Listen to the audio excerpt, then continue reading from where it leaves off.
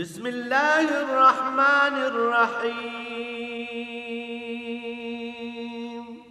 الرحمن علم القرآن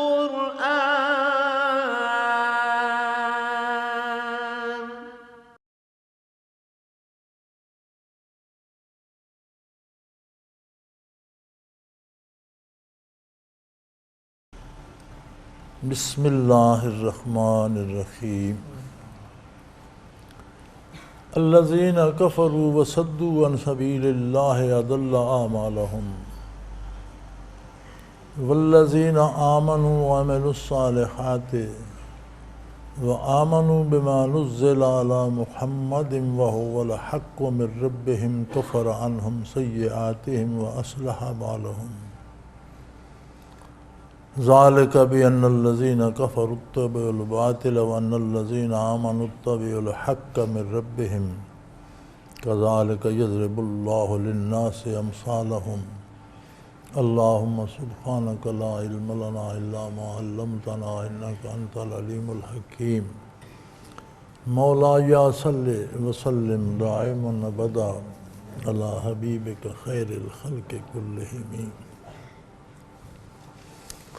رب اشرح لي صدري ويسر لي أمري واحلل عقدة من لساني يفقهوا قولي رب زدني علما سورہ محمد صلی اللہ علیہ وسلم قرآن کی یہ سورہ حضور اکرم صلی اللہ علیہ وسلم کے نامی پہ نازل ہوئی۔ سورہ کا نام ہی سورہ محمد ہے، اس میں حضور اکرم صلی اللہ علیہ وسلم کا نامی لے کر آپ کی اطاعت، آپ کے ساتھ ایمان لانے اور اتباع کرنے کا حکم دیا گیا ہے۔ یہ صورت ان صورتوں میں سے ہے جو مدینہ منورہ میں نازل ہوئیں۔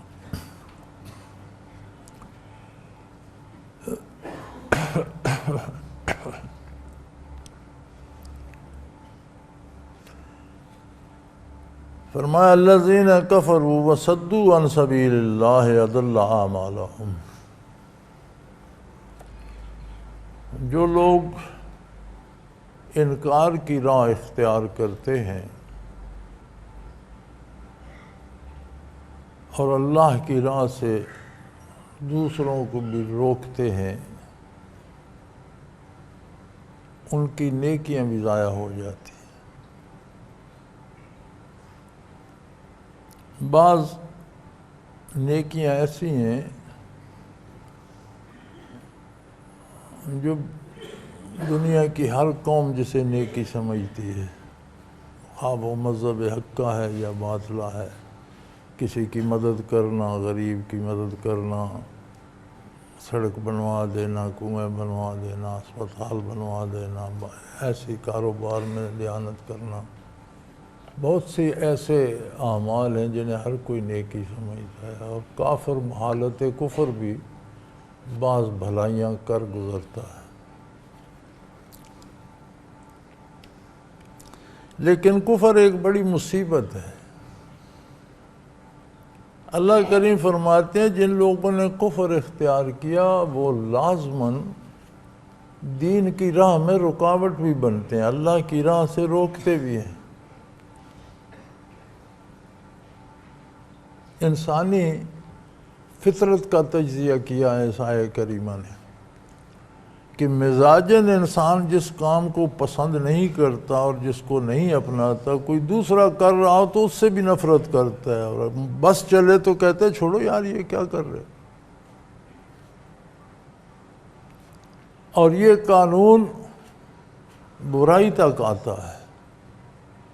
ایک بندہ مسلمان ہے، عقیدہ درست ہے اس کا، لیکن کسی برائی میں مبتلا ہے تو کوشش کرتا ہے کچھ اور لوگ بھی اس میں شامل ہو جائیں۔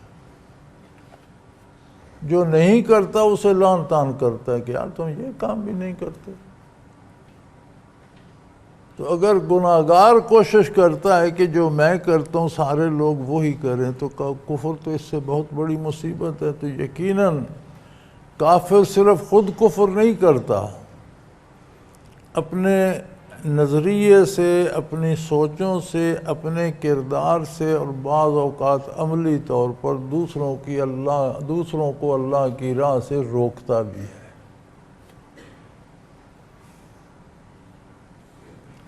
یہ عجیب قانون فطرت ہے، کوئی جرم، کوئی گناہ کبھی اکیلا نہیں ہوتا۔ ایک گناہ، ایک جرم اپنے ساتھ بہت سے جرائم کو لے کر چلتا ہے۔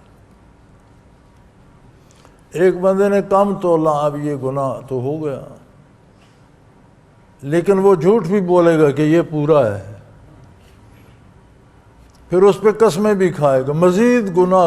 ہر گناہ اپنے ساتھ مزید جرائم چاہتا ہے۔ تو اسی طرح جو کفر کرتا ہے، وہ کوئی ضروری تو نہیں کہ ہر کافر دین کے خلاف لیکچر دے رہا ہے، یا ہر کافر دین کے خلاف کوئی تنظیم بنا رہا ہے، یا ہر کافر دین کے خلاف کوئی کتاب لکھ رہا ہے۔ کوئی یہ جرم کرتا ہے، اکثر تو اپنا کام کرتے ہیں، لیکن فطری طور پر جب بندہ برائی کرتا ہے تو وہ چاہتا ہے دوسرے بھی ایسا کریں۔ جو اس کے خلاف نیکی کر رہا ہوں اسے پسند نہیں کرتا، جہاں تک اس کا بس چلے۔ تو فرمایا کفر ایسی مصیبت ہے کہ نہ یہ خود صرف اللہ کی نافرمانی ہے، دوسروں کے لیے بھی دین کا راستہ اور بھلائی کا راستہ اور اللہ کا راستہ روکنے کا سبب بن جاتا ہے۔ فرمایا الذین کفروا وصدوا عن سبیل اللہ، جو لوگ کفر کرتے ہیں، ایک تو خود کفر کرتے ہیں، دوسرے اللہ کی راہ میں دیوار بن کر حائل ہو جاتے ہیں، دوسروں کو بھی روکتے ہیں اللہ کی راہ سے۔ ضل اعمالہم، ان کے اعمال میں اگر کوئی بھلائی بھی ہوگی تو آخرت میں کام نہیں آئے گی، وہاں گویا انہوں نے کیا ہی کچھ نہیں۔ اس کی وجہ یہ ہے کہ جس میں ایمان نہیں ہے وہ آخرت کو تو مانتا نہیں، تو آخرت کو نہ جانتا ہے نہ مانتا ہے، نہ آخرت کے لیے اس نے کام کیا، تو آخرت میں اس کو کیا ملے گا؟ سو وہ اگر بھلائی بھی کرتا ہے تو کسی دنیاوی فائدے کے لیے کرتا ہے۔ کوئی نیکی بھی کرتا ہے تو یا شہرت مراد ہوتی ہے، یا کسی بیماری سے نجات مراد ہوتی ہے، یا کوئی کاروباری کوئی نہ کوئی دنیاوی طلب ہوتی ہے۔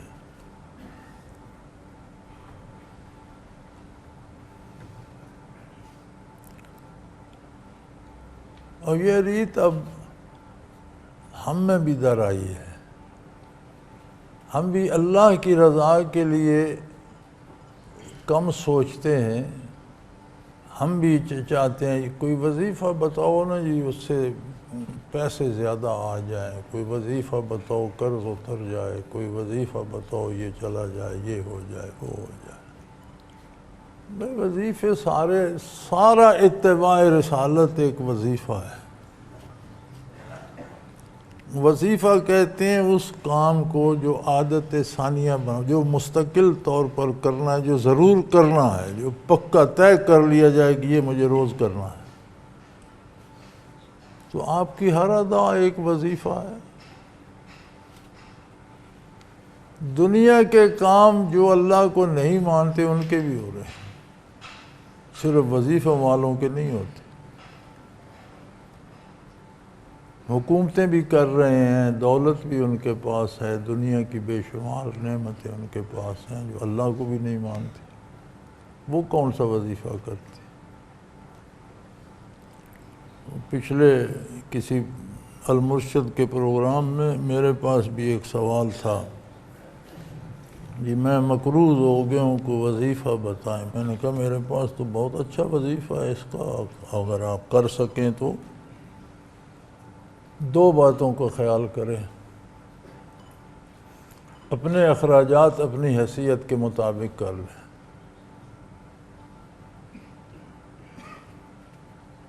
ہر بندہ یہ چاہتا ہے کہ میں کماتا تو 10,000 ہوں، لیکن مجھے لوگ دیکھیں تو یہ پتہ چلے کہ اس کی آمدن لاکھوں میں ہے۔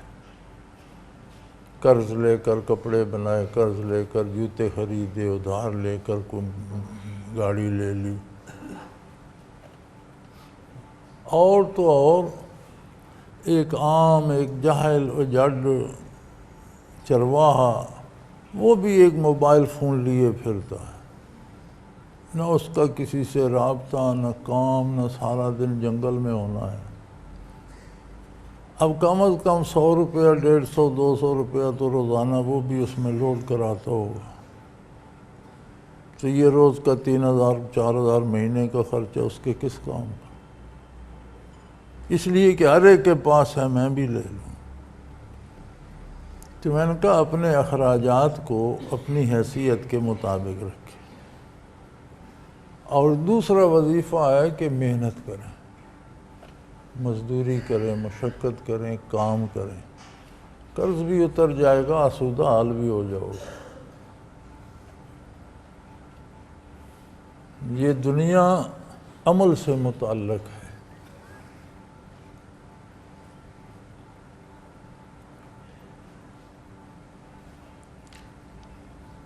والذین آمنوا وعملوا الصالحات، جس طرح کفر کے ساتھ اللہ کی راہ سے روکنا لازم و ملزوم ہے، ہر کافر خود بھی کفر کرتا ہے، چاہتا ہے دوسرے بھی کفر پر ہی آ جائیں، اور جتنا ممکن ہو اتنا روک، جو کچھ بھی نہ کر سکے وہ نیکی کرنے والوں کو یا دوسروں کو ناپسند ضرور کرتا ہے، جس سے کچھ بھی نہ ہو سکے۔ اس کے مقابلے میں ایمان کی خصوصیت یہ ہے کہ جو بھی ایمان لاتا ہے وہ عمل الصالحات، اس کا کردار صالح ہو جاتا ہے۔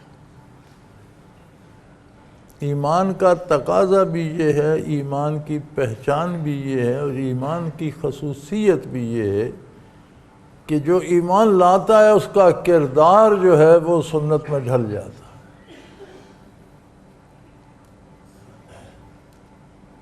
خطا ہو جانا، غلطی ہو جانا، وقتی طور پر کسی گناہ میں پھنس جانا، یہ ہو سکتا ہے،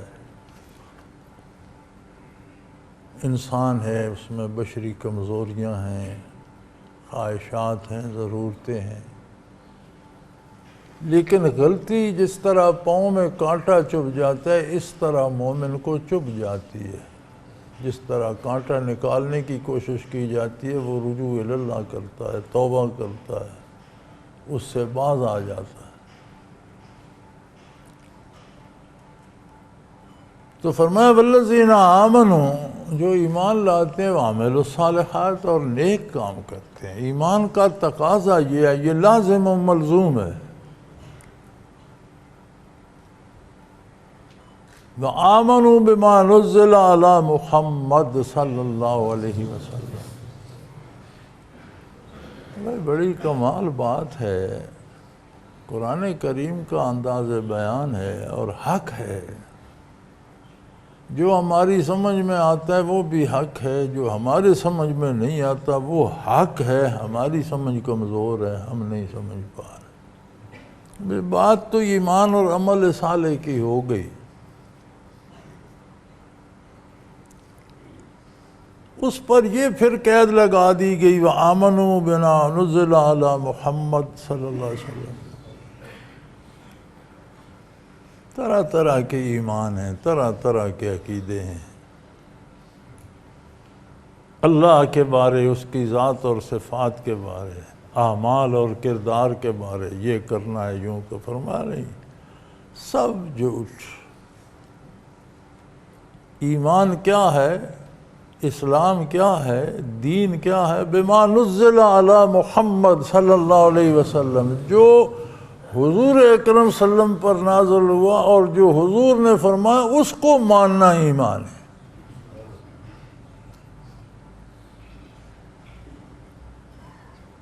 اپنے طور پر کوئی اللہ کو مانتا رہے، اپنے طور پر کوئی جنت دوزخ مانتا رہے، اپنے طور پر کوئی حساب کتاب مانتا۔ اب تو ہمارے یہاں یہ جین مت والے ہندو سارے سورگ اور نرگ، دوزخ اور جنت کے قائل ہیں، پتہ نہیں اپنے انداز سے ہیں۔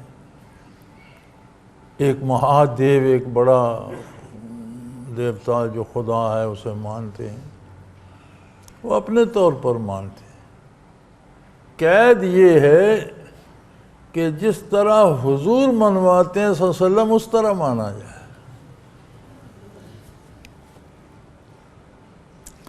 ہمارے فقہا نے اللہ ان پر کروڑوں رحمتیں نازل فرمائے، تشریف فرمائی ہے فقہ کی کتابوں میں کہ جب بچے کو بھی اللہ کا ایمان کا تصور دیتے ہیں آپ، تو اسے یہ سمجھائیں کہ میں اس اللہ کو ویسا ہی اس کی ذات اور صفات پر ایمان لاتا ہوں جیسا حضرت محمد صلی اللہ علیہ وسلم، حضرت عبداللہ کے بیٹے جو مکہ مکرمہ میں پیدا ہوئے، جنہوں نے مدینہ شریف ہجرت فرمائی، جو اللہ کے رسول ہیں، جیسا وہ منواتے ہیں میں ویسا مانتا۔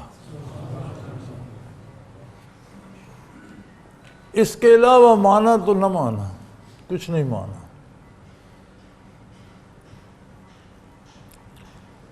ایک بڑا سوال بھی پیش کیا جاتا ہے اور بڑا وزنی جملہ آج کل کے ہمارے عام آدمی سے لے کر برائے نام دانشوروں تک ہر ایک کی زبان زد عام ہے کہ جی اسلام میں بڑے فرقے ہیں۔ اسلام میں کوئی فرقہ نہیں ہے۔ اسلام کے باہر بڑے فرقے۔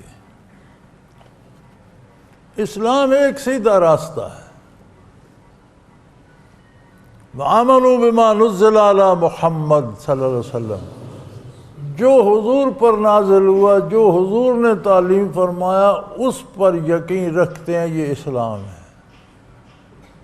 اس میں اٹکل پچو لگا کر، معنی بدل کر، مفاہیم بدل کر ایک فرقہ بنا لینا، یہ اسلام نہیں ہے۔ اسلام سے باہر نکل گیا، اب جو نام مرضی ہے رکھتا رہے۔ نبی علیہ السلام نے اس کی مثال اس طرح دی کہ آپ نے زمین پر ایک سیدھی لکیر کھینچی، پھر اس کے دائیں بائیں بہت سی لکیریں بنا دی، فرمایا یہ صراط مستقیم ہے، جو سیدھا خط ہے۔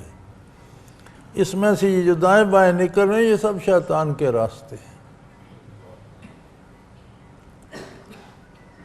آج اگر ہم یہ طے کر لیں، ہم قرآن کو تو نہیں بدل سکتے، اسے تو حفاظت الہیہ حاصل ہے۔ 15ویں صدی بھی پونی صدی گزر گئی، 1500 سال ہونے کو ہیں، دنیا کفر کی ہر طاقت کوشش کر چکی، ایک زیر زبر ایک نقطہ تبدیل نہیں کر سکی، قیامت تک کوئی کر بھی نہیں سکے۔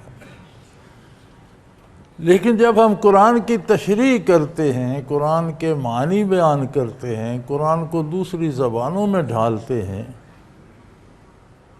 وہاں ہم اپنی پسند کے معنی پہنا لیتے ہیں، جو ہم چاہتے ہیں وہ معنی کر لیتے ہیں۔ یہاں سے ایک نیا فرقہ شروع ہو جاتا ہے۔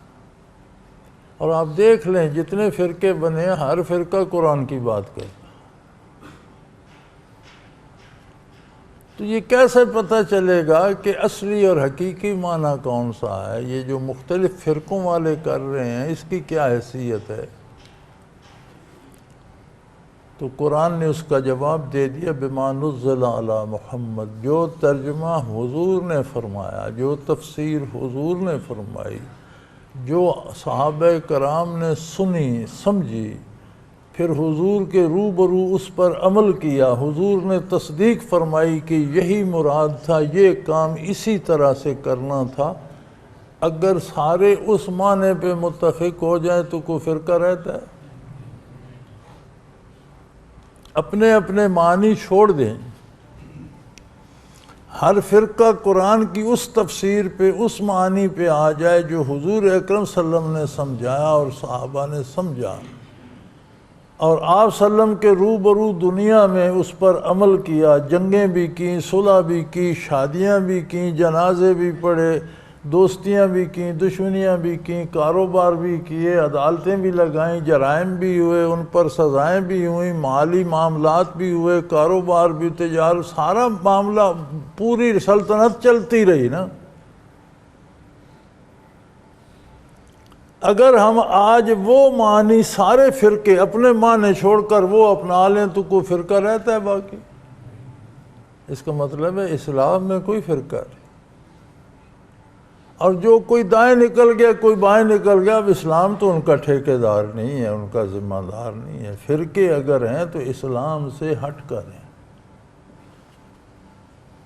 اسلام میں کوئی فرقہ نہیں، کیونکہ اللہ نے یہ قید لگا دی، لوگوں نے یہ سمجھ بلکہ بعض اب ایک فرقہ ایسا بھی ہے جو یہ کہتا ہے کہ نبی کا کام تھا، اس نے اللہ کی کتاب پہنچا دی، اب ہم جانیں کتاب جانیں۔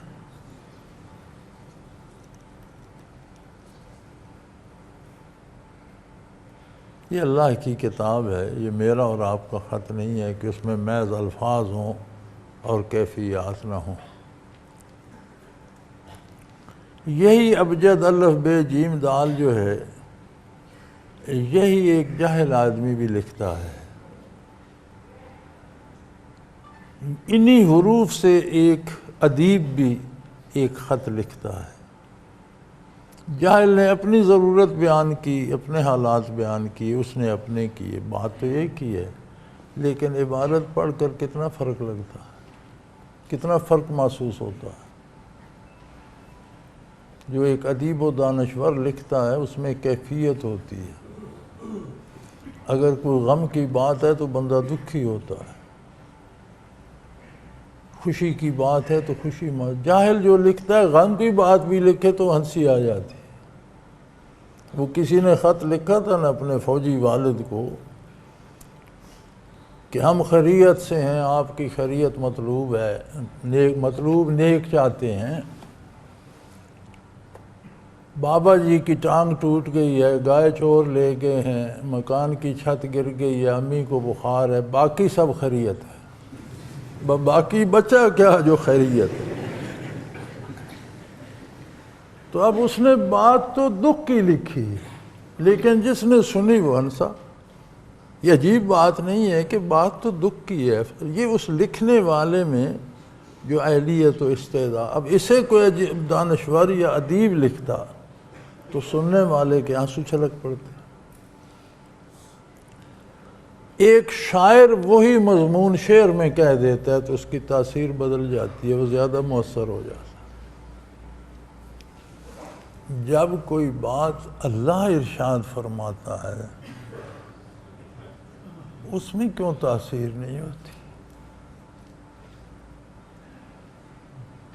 جب عذاب کی بات آتی ہے تو رونگٹے کھڑے کیوں نہیں ہوتے؟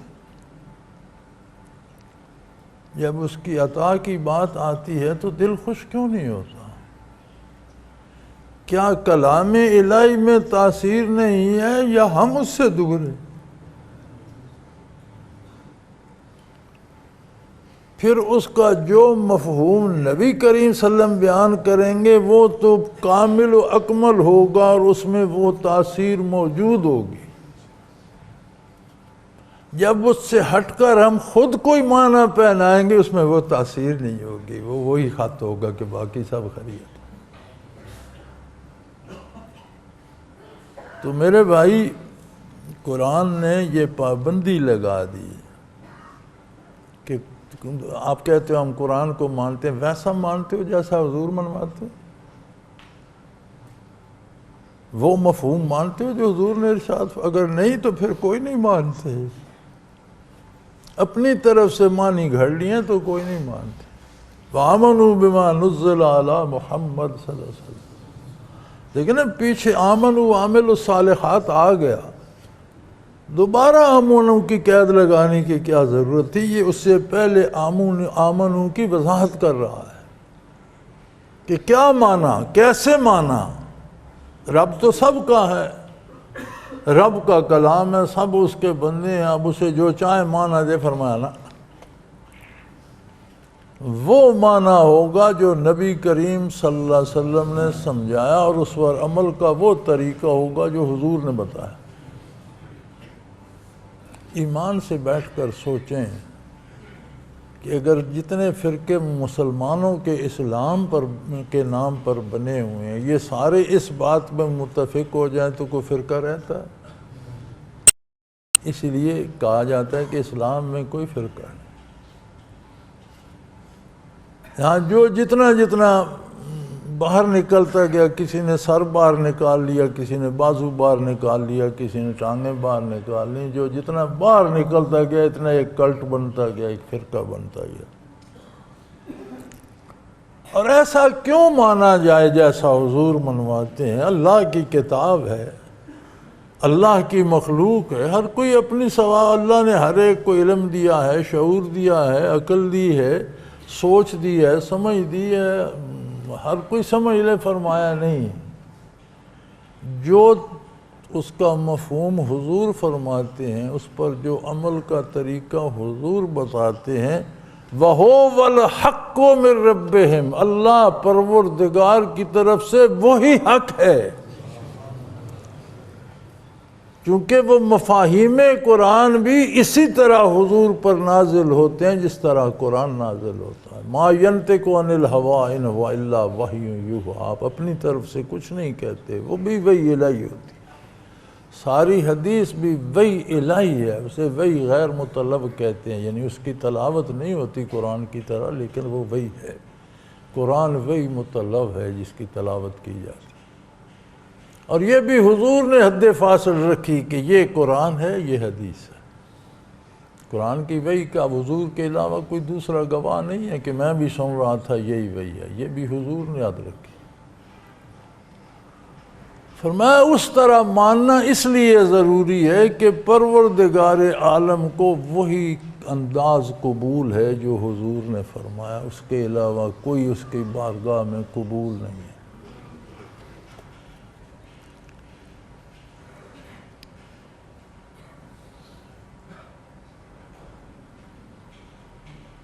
کفر عنہم سیئاتہم واصلح بالہم،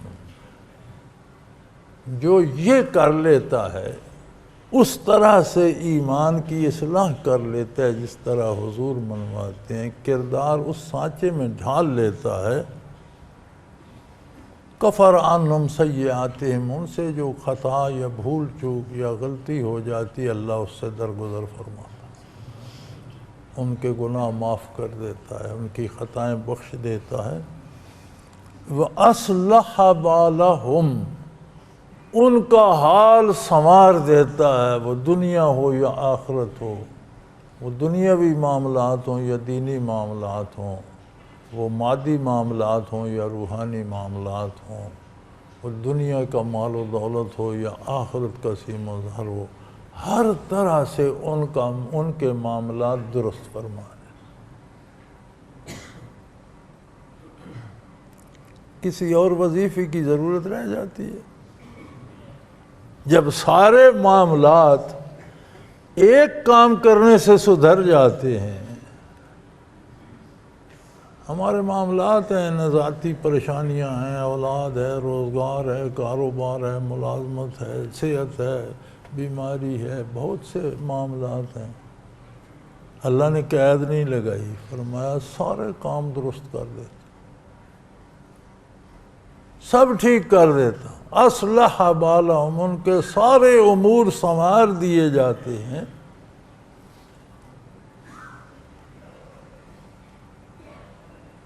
اور کافروں کے ساتھ یہ کیوں ہوتا ہے؟ ذالک بان الذین کفروا اتبعوا الباطل، اس لیے کہ انہوں نے حق کی پیروی نہیں کی، دامان رسالت کو نہیں تھاما، باطل کی پیروی کرتے ہیں، اس لیے ان پر بے قراری، بے چینی، تباہی، بربادی اور اخروی عذاب بھی آئیں گے۔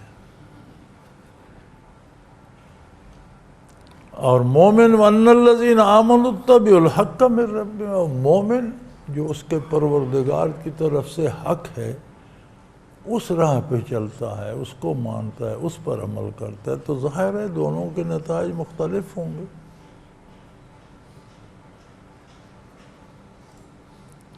كَذَلِكَ يَضْرِبُ اللَّهُ لِلنَّاسِ أَمْثَالَهُمْ، اللہ کریم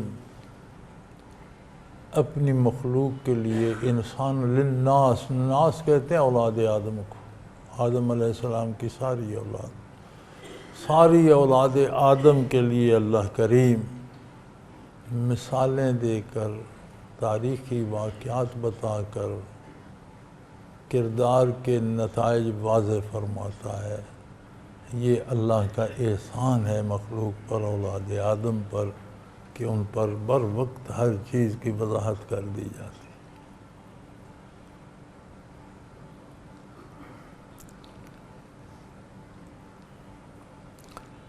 کافر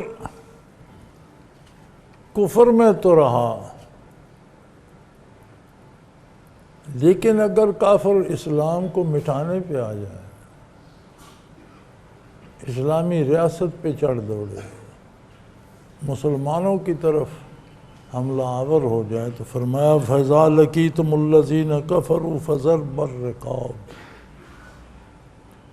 کافروں سے مقابلہ ہو تو پھر کوئی لحاظ نہ کرو، گردنیں اڑا دو۔ یہ وہ آیات ہیں جن سے آج کے دانشور مسلمان بھی بڑے گھبراتے ہیں، اور کفار نے تو خیر یہ ایک پراپیگنڈا بنا لیا ہے کہ یہ جہاد جو ہے یہ فساد کی صورت ہے، اور یہ ساری تباہی جہاد کی وجہ سے آ رہی ہے۔ جہاد کیا ہے؟ جہاد یہ ہے کہ جب کفر یا کافر عملاً اسلام یا اسلامی ریاست کو تباہ کرنا چاہیں یا اس کی راہ روکنا چاہیں تو اس کے دفاع میں کیا جائے گا۔ جتنے غزوات تو سرایہ عہد نبوی میں ہوئے سب دفاعی جنگیں تھیں۔ اہل مکہ نے تجارتی قافلہ بھیجا، ساری آمدن سے فوج بنا کر مدینہ منورہ پر تاراج کریں گے، اس قافلے کو روکنے کی کوشش میں بدر کا معرکہ بپا ہوا، احد میں کفار حملہ آور ہوئے، خندق میں کفار حملہ آور ہوئے۔ اگر تبوک افواج گئیں تو کیسر نے اعلان کیا تھا میں اسلامی ریاست پر حملہ کروں گا، اس کے جواب میں گئی۔ ساری دفاعی جنگیں ہیں۔ خلافت راشدہ میں جتنی فتوحات ہوئیں دفاع کے طور پر ہوئیں، جس ریاست نے اسلامی ریاست پر حملہ کرنے کی کوشش کی اس دفاع میں وہ ریاست فتح ہوئی۔ بلکہ ایک وقت پر حضرت فاروق اعظم رضی اللہ عنہ کی خلافت میں آپ کے جرنیلوں نے انہیں لکھا کہ ہم ساتھ والا فلاں ملک بھی فتح کر سکتے ہیں، تو آپ نے جواباً لکھا کہ وہ آپ سے چھیڑ چھاڑ کر رہا ہے، حملہ کر رہا ہے؟ جی نہیں، فرمایا ضرورت نہیں۔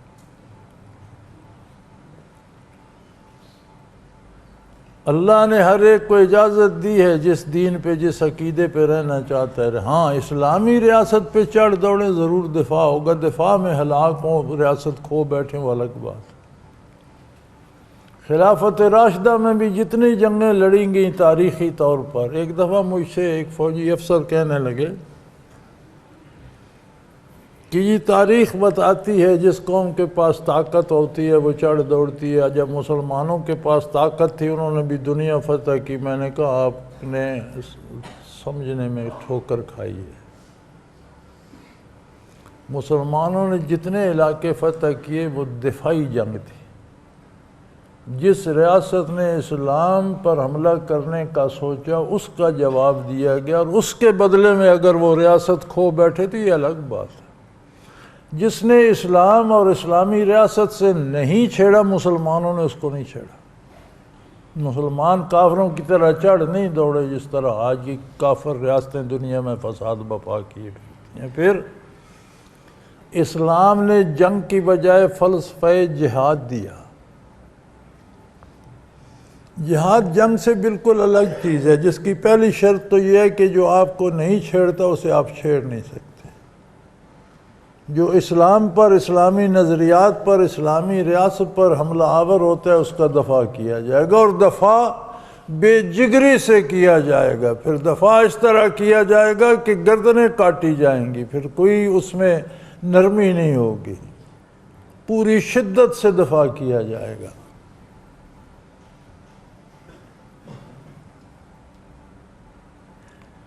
اور اس دفاع میں اللہ کی مدد ہوتی ہے مسلمانوں کے ساتھ، وہ یقیناً فاتح ہوتے ہیں۔ فرمایا جب تم گردنیں مارو گے، حتیٰ اذا خنتموہم فشدوا الوثاق، جب خوب خون بہہ جائے ان کا تو باقیوں کو قید کر لو، مضبوط باندھ لو۔ یعنی جب آپ جہاد کریں گے اس کی شرائط کے مطابق اسلام کے دفاع کے لیے میدان میں آئیں گے تو کن کی گردنیں ماری جائیں گی؟ جو میدان میں ہوں گے۔ فرمایا جو تلوار نہیں اٹھاتا اس پر تلوار نہ اٹھائی جائے، عورتوں کو نہ مارا جائے، بچوں کو نہ مارا جائے، فصلیں برباد نہ کی جائیں، درخت نہ کاٹے جائیں، کوئی نقصان نہ کیا جائے۔ ہاں، شکست کھا جائیں جو میدان میں، ان کو قید کر لیا جائے۔ مفتوحین کے ساتھ کیا سلوک کیا جائے؟ آج جو بڑا منہ پھاڑ کر اسلام پر طنز کرتے ہیں، ذرا ان کی تاریخ بھی دیکھ لیں اور ان کے آج کے حالات بھی دیکھ لیں۔ جس علاقے پر، جس قوم پر وہ فتح پاتے ہیں، اس کا کیا اثر ہوتا ہے۔ اسلام نے یہ سزا دی ہے کہ میدان میں جو شکست کھا جائے گا وہ قیدی ہو جائے گا۔ اب قیدی کے بعد میں 4 طریقے ہیں۔ وہ خود بھی قیدی ہوگا، اس کا بال بچہ، بیوی بچے بھی، بیوی بھی قید ہوگی، بچے بھی قید ہوگی، اس کا خاندان قیدی ہو جائے گا۔ قیدیوں کا کیا ہوگا؟ اما منن بعد و اما فدا، اس کی عزت محفوظ رہے گی۔ جو فتح میں خواتین آئیں گی وہ خاتون کسی ایک مجاہد کو دی جا سکتی ہے جس کی کنیز ہوگی، ہر کوئی اس کی آبرو کو اسے نہیں کھیل سکتا۔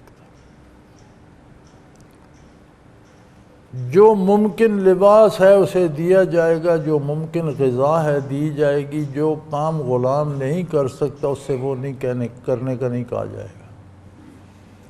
جس کے پاس غلام ہے جو خود کھائے گا غلاموں کو وہی کھلائے گا۔ اس جرم میں ان کی صرف آزادی سلب کی گئی، باقی انسانی حقوق بحال رکھے۔ پھر اس کے ساتھ ہر جرم میں غلام آزاد کر کے اس سے معافی ملنے کی بشارت دی گئی۔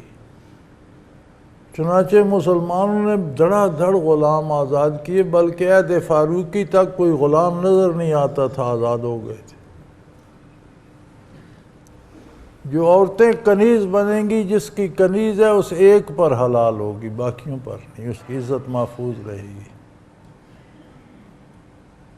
جب لفظ غلام آتا ہے نا تو پھر یہ سمجھا جاتا ہے کہ جس طرح امریکہ نے افریقہ سے لوگوں کو پکڑ پکڑ کر زنجیروں میں باندھ کر جہازوں میں بھر کر جانوروں کی طرح امریکہ لے جا کر منڈیاں لگائیں اور بولیاں لگا کر بیچے اور ان پر طرح طرح کے مظالم کیے گئے، اور ابھی تک وہ کالوں کو نفرت سے دیکھا جاتا ہے اور مارا پیٹا جاتا ہے اور ان کو سارا رسوا کیا جاتا ہے۔ وہ غلامی اسلام میں نہیں ہے۔ اسلام میں غلامی شرائط سے ایک تو یہ ہے کہ وہ بندہ غلام بنے گا جو تلوار لے کر، بندوق لے کر اسلام کے یا اسلامی افواج کے خلاف میدان میں آیا، سارے نہیں، اس کا خاندان بھی قید کیا جائے گا۔ پھر فدیہ لے کر، یہ فیصلہ اس وقت کے امیر پر ہے، ہو سکتا ہے وہ فدیہ لے کر چھوڑ دے، احسان کر کے چھوڑ دے۔ اگر سمجھے کہ اسے چھوڑ دینے سے یہ اسلام قبول کر لیں گے، ان کے حالات بدل جائیں گے، یہ برائی سے باز آ جائیں گے، تو مفت میں چھوڑ دے، احسان منا، احسان کر کے چھوڑ دے۔ یہ اس امیر پر اس موقع پر ہے۔ 4 راستے ہیں، یا غلام بنا لیے جائے، یا فدیہ لیا جائے، یا مفت میں چھوڑ دیے جائیں، یا وہ اسلام قبول کر لے۔ اگر اس نے اسلام قبول کر لیا بات ختم ہو۔ اب جو غلام مسلمانوں میں آئے، آزاد بھی ہوئے، ان میں مسلمانوں کے امام بھی بنے، فقہ میں، کوئی حدیث میں، تفسیر میں۔ کیا امام نہیں ملتے آپ کو؟ غلام آئے تھے اور امام بنے۔ غلام آئے تھے اور حکمران بنے، امیر المومنین بنے۔ یہ بر صغیر کی تاریخ میں خاندان غلامہ ملتا ہے، 6-7 بادشاہ یکے بعد دیگر آئے جو قیدی ہو کر، غلام بن کر، بک کر آئے تھے، لیکن انہیں وہ سہولتیں دی گئیں، وہ تربیت دی گئی، جرنیل بنے، پھر حکمران بنے، بادشاہ بنے۔ دنیا کی کوئی قوم اپنی تاریخ میں سے یہ نکال کر دکھائے کہ ہمارے غلاموں میں اتنے عالم ہوئے، اتنے فاضل ہوئے، اتنے انجینئر ہوئے، اتنے غلام جو ہے وہ بادشاہ بنے، نہیں ملتا۔ کہ اس غلامی کو اس غلامی پہ تصور نہ کیا جائے۔ ہمارے مولوی حضرات بھی غلاموں اور کنیزوں کے مسئلے پہ بڑے گھبراتے ہیں اور بڑے زچ ہوتے ہیں۔ چاہیے کہ مطالعہ کریں اور ان حقائق کو سمجھیں۔ کنیزیں جو بنائی گئیں ان کی آبرو محفوظ کی گئی، پھر غلاموں اور کنیزوں کو آزاد کرنے کی ترغیب دی گئی، بات بات پر آزاد کرتے تھے کہ اس سے اللہ راضی ہوتے ہیں، معاف فرما۔ کھانے پینے لباس میں قید رکھی گئی کہ جو خود کھاؤ گے پہنو گے، غلاموں کنیزوں کو وہی کھانا، وہی لباس، وہی سہولت، جو کام وہ نہیں کر سکتے وہ کرنے کا نہیں کہو گی، جتنا کسی میں استعداد ہے اتنا کام لو۔ سو یہ وہ غلامی نہیں ہے جو کفار والی ہے جس پہ لوگ معذرت رہتے ہیں، اور یہ تب تک ہے حتیٰ تضع الحرب اوزارہا، جب جنگ ختم ہو جائے، جب ان کی کمر ٹوٹ جائے، جب کفر کی طاقت اسلام پر حملہ آور ہونے کی نہ رہے تو پھر لڑنے کی ضرورت نہیں۔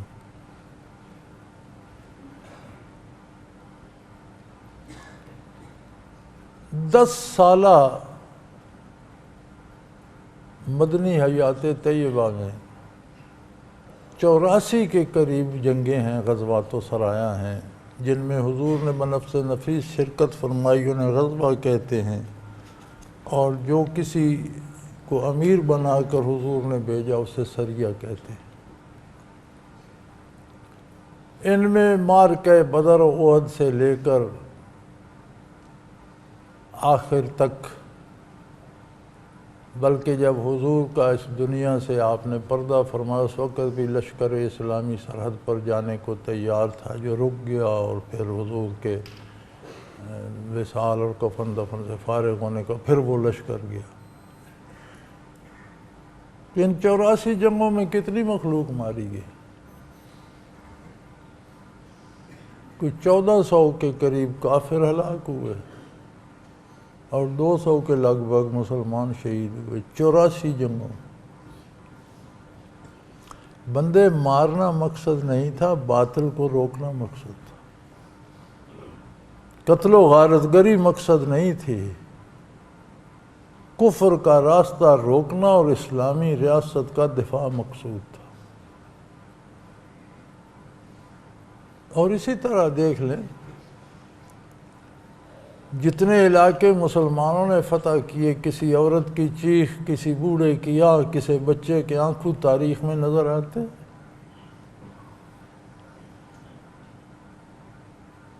کہاں جزیرہ نما عرب سے نکلے، بر صغیر اور افغانستان سے ہوتے ہوئے چین تک صحابہ کرام پہنچے، پورا چین گزار کر چین کے مشرقی کنارے سمندر کے کنارے پر بھی صحابہ کے عہد کی مسجد کے کھنڈرات اور صحابہ کے مزارات آج بھی موجود ہیں۔ ہسپانیہ تک پہنچے، افریقہ فتح کیا۔ پوری تاریخ میں کسی عورت کی چیخ، کسی بوڑھے کی آہ، کسی بچے کے آنسو دکھا دے، کسی پر ظلم ہوا۔ غیر اسلامی لشکر جہاں سے گزرے بستیوں کو کھنڈروں میں تبدیل کرتے گئے۔ انسانی چیخوں اور واویلا سے تاریخ لرز اٹھتی ہے۔ خود جو فلمیں وہ جنگ کی دکھاتے ہیں وہی دیکھ کے اندازہ کر لیں، جو وہ خود دکھاتے ہیں وہ تو بڑا بچ بچا کے فلم بناتے ہوں گے،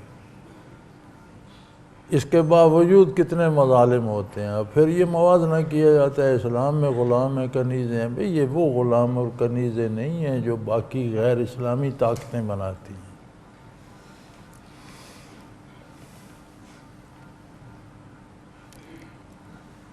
ذالک، ایسا ہی کیا جائے گا۔ وَلَوْ يَشَاءُ اللَّهُ لَانتَصَرَ مِنْهُمْ، اگر اللہ چاہتا تو کافروں کو ویسے ہلاک کر دیتا، جو اسلام کے مخالف اٹھتے ان پر طوفان آ جاتا، زمین میں دھنس جاتے اور کوئی عذاب آ جاتا۔ فرمایا وَلَٰكِن لِيَبْلُوَ بَعْضَكُم بِبَعْضٍ، لیکن وہ تمہارا امتحان لیتا ہے کہ تم کتنے مسلمان ہو اور وہ کتنے کافر ہیں. تمہیں موقع دیتا ہے، تم درجے پاتے ہو، تم شہادتیں پاتے ہو، تم غازی بنتے ہو. پھر اس میں بہت بڑا انعام رکھا ہے. والذین قتلوا فی سبیل اللہ فلن یضل اعمالہم. جو اس راہ میں قتل ہو جاتے ہیں وہ زندہ جاوید ہو جاتے ہیں. جہاد نہ ہوتا تم شہادتیں کہاں سے پاتے؟ اللہ تو قادر ہے، سب کو جانتا بھی ہے، آزمانے کی ضرورت نہیں ہے، اسے محتاج نہیں ہے، اور تمہاری مدد کا بھی محتاج، جسے چاہے ہلاک کر دے. وہ تو تمہارے لیے اس نے سعادت مقرر کر دی ہے کہ تم اس کی راہ میں قربان ہو جاؤ، جہاد کرو، غازی کہلاؤ، شہید ہو جاؤ، تمہاری نیکیوں پر ثمر لگے اور تمہاری اخروی اور دائمی زندگی سدھر جائے، ثمر جائے، بہترین ہو جائے. سَيَهْدِيهِمْ وَيُصْلِحُ بَالَهُمْ. اور جو اللہ کی راہ پہ اس طرح ڈٹ جائیں گے کہ مرنے مارنے تک دریغ نہیں کریں گے. جان دینا مشکل ہوتا ہے نا، تو جو جان دینے پہ آ جاتا ہے وہ پھر باقی احکام کی تعمیل اس کے لیے کیا مشکل ہے. تو فرمایا اس کا نتیجہ یہ ہوتا ہے یصلح سیہدیہم، انہیں ہدایت پہ قائم رکھتا ہے. ہر نیکی جہاں اس کا اجر انعام ملتا ہے وہاں ایک کیفیت یہ بھی آتی ہے کہ وہ مزید نیکی کی توفیق دیتی. ہر گناہ مزید گناہ کی طرف لے جاتا. وہ یصلح بالہم، اور دنیا و آخرت میں ان کے سارے معاملات درست کر دیتا. وہ یدخلہم الجنت عرفہا لہم، اور انہیں جنت میں داخل کرتا ہے. وہ جنت خوب انہیں بتا دے گا، پہچنوا دے گا، اس کے سارے نشیب و فراز سکھا دیے جائیں گے، اس کی نعمتیں، اس کے انعامات، وہاں کی رہائش، آداب سارے اللہ پہچان کرا دیں گے.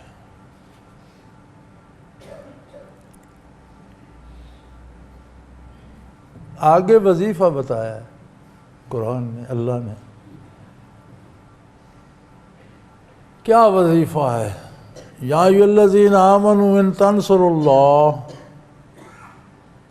اے میرے ایمان والے بندو، اگر تم اللہ کی مدد کرو گے، یعنی اللہ کے دین کی خدمت کرو گے تو یہ اللہ کی مدد ہے. اللہ کا دین اپناؤ گے، اللہ کے دین پر عمل کرو گے، اللہ کے دین کا دفاع کرو گے.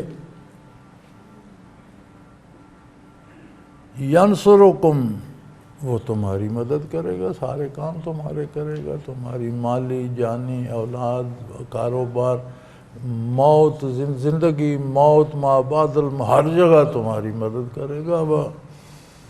یثبت اقدامکم، اور یہ انعام دے گا کہ وہ تمہیں اس پر جما دے گا، پھر تم اس سے متزلزل نہیں ہوگے، پھر تم اس پر قائم رہو حتیٰ کہ جنت میں پہنچ جاؤ. تو یہ بڑا اچھا وظیفہ ہے. ساری شریعت ایک وظیفہ ہے.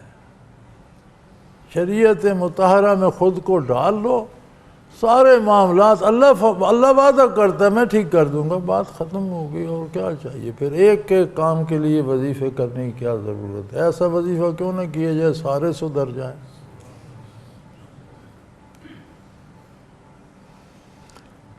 والذین کفروا فتعسن لہم وأضل اعمالہم. جنہوں نے کفر کیا تباہ ہو گئے، اپنی ہلاکت کو آواز دی، اپنی بربادی کا سبب بنے. اللہ کو تو کچھ نہیں بگاڑ سکے، اس کے نظام کا تو کچھ نہیں بگاڑ سکے، اپنے آپ کو برباد کر لیا. اور اگر بالفرض ان سے کوئی بھلائی کے کام بھی ہو گئے تھے تو وہ بھی ضائع گئے. آخرت میں تو کام نہ آئے، دنیا میں بدلہ ملا تو کیا ملا، دنیا تو چند روزہ ختم ہو جائے گی.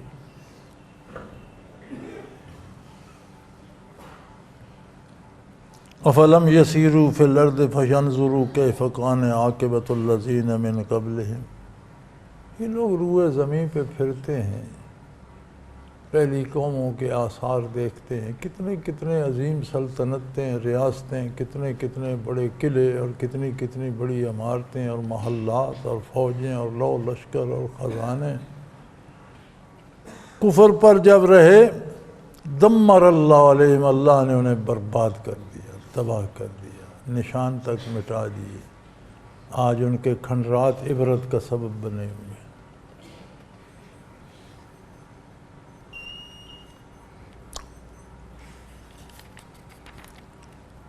وَلِلْكَافِرِينَ أَمْثَالُهَا، کافروں کے ساتھ اسی طرح کا سلوک ہوگا. کفر کا انجام یہی ہے، کفر کا جو پودا ہے اس کا پھل یہی ہے، ہوگا ہی ایسا.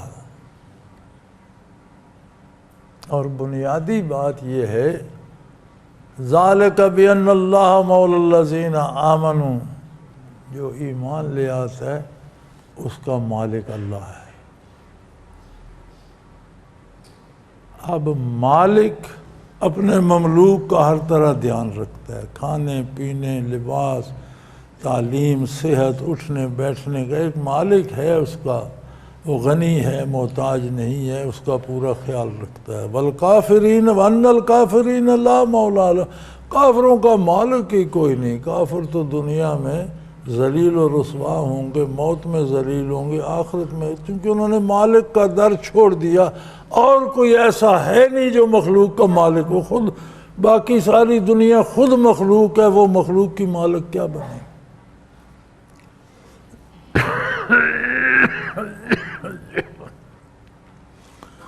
تو یہ اس بات کا نتیجہ ہے کہ جو ایمان لاتا ہے اس کا تو اللہ مالک ہے، اور جو کفر کرتا ہے اس کا کوئی مالک ہی نہیں. اسے کون سنبھالے گا؟ اس کی نگہداشت کون کرے گا؟ اس کی امداد کون کرے گا؟ اس کے دکھ سکھ کا کون ذمہ دار ہوگا؟ کوئی بھی نہیں. وآخر دعوانا ان الحمد للہ رب العالمین. اللہ اللہ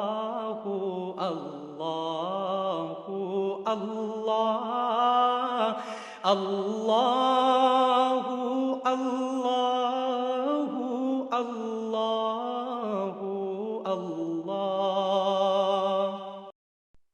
حضرت امیر محمد اکرم آوان مد ظلہ العالی دارالعرفان منارہ ضلع چکوال میں سالہ سال سے قرآن و حدیث کے اوپر خطابات کر رہے ہیں اور سلسلہ نقشبندیہ اویسیہ کے مطابق لوگوں کو ذکر الہی کی تربیت دے رہے ہیں. وہ قرآن پاک کی تفسیر ترتیب وار بیان کر رہے ہیں. تفسیر قرآن کو وہ موجودہ ملکی اور بین الاقوامی حالات کے مطابق بیان کرتے ہیں. موٹر وے سے کلر کہار کے انٹرچینج سے نکلتے ہوئے کلر کہار کی جھیل سے ہوتے ہوئے میانی، بوچھال اور نور پور سے گزرتے ہوئے دارالعرفان منارہ پہنچ سکتے ہیں. حضرت امیر محمد اکرم آوان نے بچیوں اور بچوں کی دینی اور دنیاوی تعلیم کے لیے سقارہ اکیڈمی کے نام سے ایک درسگاہ بھی قائم کی ہے، جس کا افتتاح ملک پاکستان کے صدر جنرل محمد ضیاء الحق نے اپنے دست مبارک سے کیا تھا. وہ تمام احباب جو اسلام کی طلب رکھتے ہیں ان سے گزارش ہے کہ دارالعرفان منارہ ضلع چکوال میں امیر محمد اکرم آوان صاحب کے خطابات سے مستفید ہوں. وہ ہر جمعے کو نماز سے پہلے بیان فرماتے ہیں. ہر ماہ کی پہلی اتوار کو ماہانہ اجتماع ہوتا ہے جس میں آپ خصوصی خطاب فرماتے ہیں اور پاکستان کے چاروں صوبوں سے احباب اس اجتماع میں شرکت کرتے ہیں. اس کے علاوہ یہاں سال میں 2 مرکزی اجتماعات بھی ہوتے ہیں، ایک رمضان المبارک میں اعتکاف کا اجتماع اور دوسرا جولائی اور اگست میں 40 دن کا اجتماع ہوتا ہے جس میں روحانی تربیت کی جاتی ہے. اپنا خون سیماب دے کر اتنا ہم کر جائیں گے، نام آقا کا چمن میں پھر رقم کر جائیں گے.